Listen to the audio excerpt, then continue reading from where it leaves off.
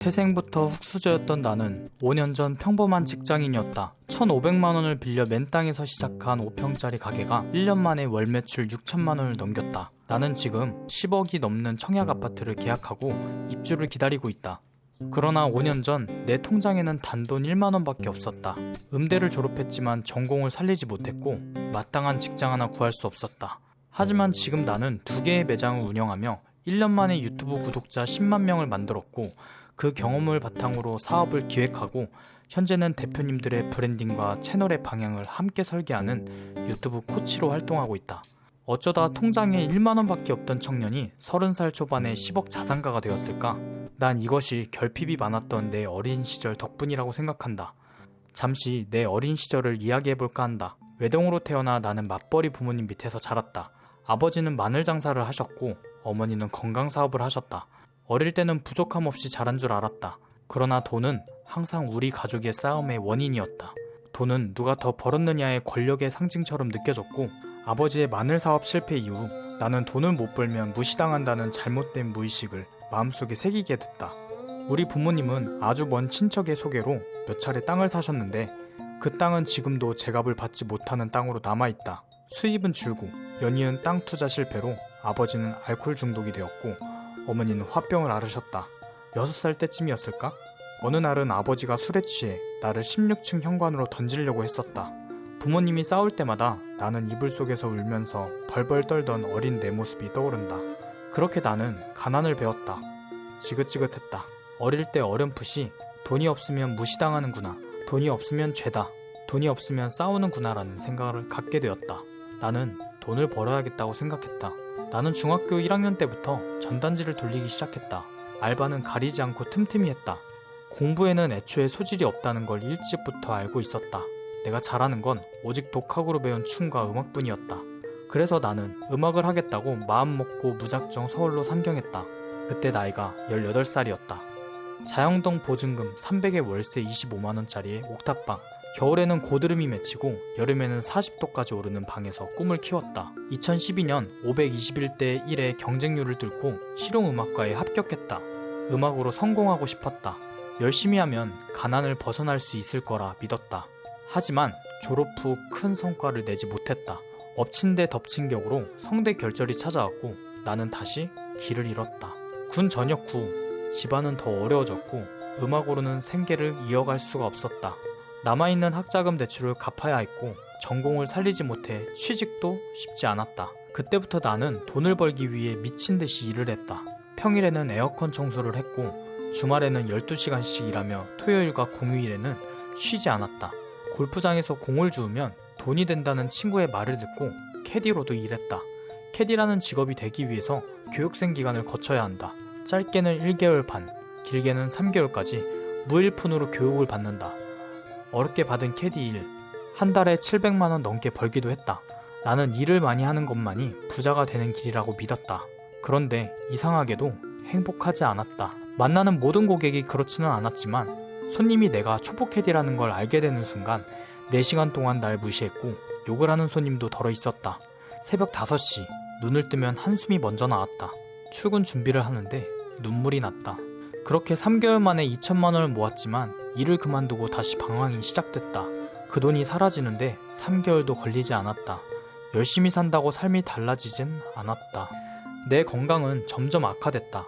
중학교 때부터 비보이 크루에서 온몸으로 땅을 치며 춤추던 탓에 몸은 이미 많이 상해 있었다.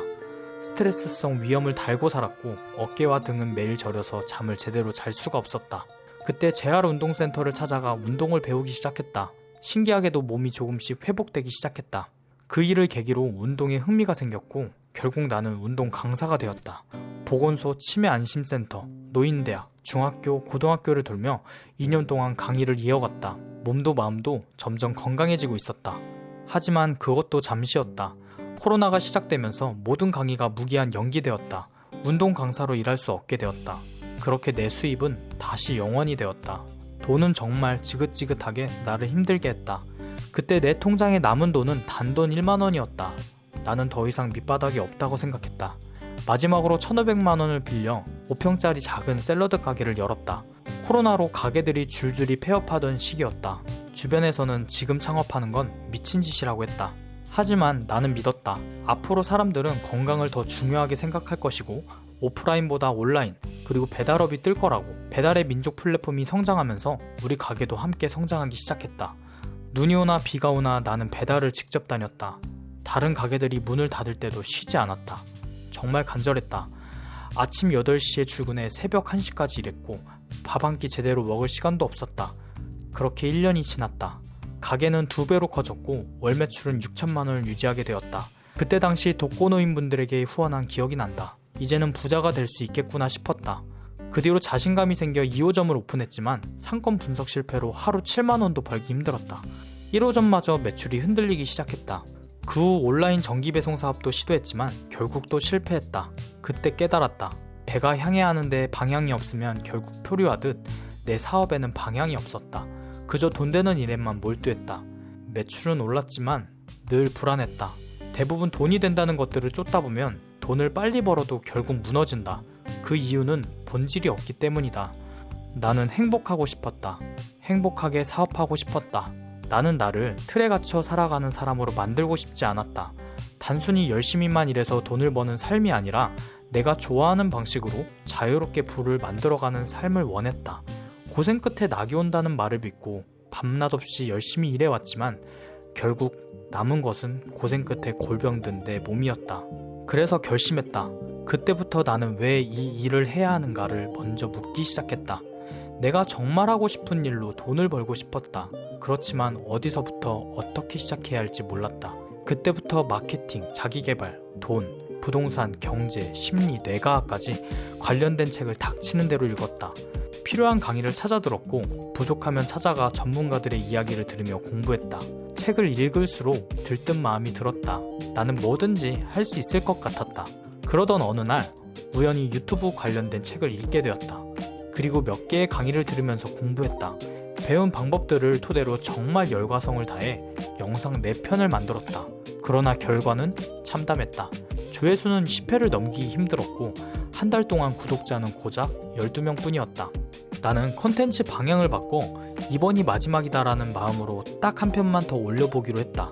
이번에는 내가 가장 좋아하는 운동 분야였다. 중학교 때부터 비보이를 하며 혹사했던 내 몸, 그리고 전역 후 재활운동회사에서 2년간 근무하며 배웠던 체조 경험이었다. 하지만 반응은 여전히 없었다. 결국 유튜브를 접고 다시 가족과 함께 자영업에 집중하기로 했다. 모든 걸 내려놓고 평소처럼 일을 나가려던 어느 날이었다. 갑자기 핸드폰이 미친듯이 울리기 시작했다. 띠링띠링 띠링띠링 띠링띠링 띠링띠링 알림이 끊임없이 쏟아졌다.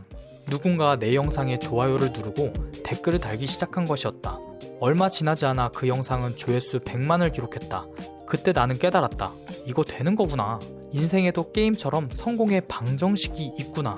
그 깨달음 이후 그동안 넘을 수 없는 벽처럼 느껴졌던 공부와 돈에 대한 생각이 완전히 바뀌었다.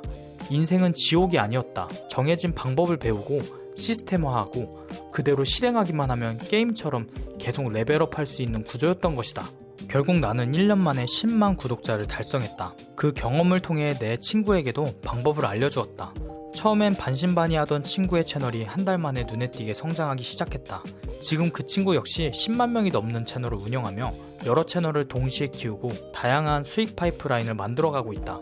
그게 내가 처음으로 만든 코칭의 성과였다. 내가 유튜브를 시작한 이유는 단순히 조회수를 늘리고 돈을 버는 게 아니었다.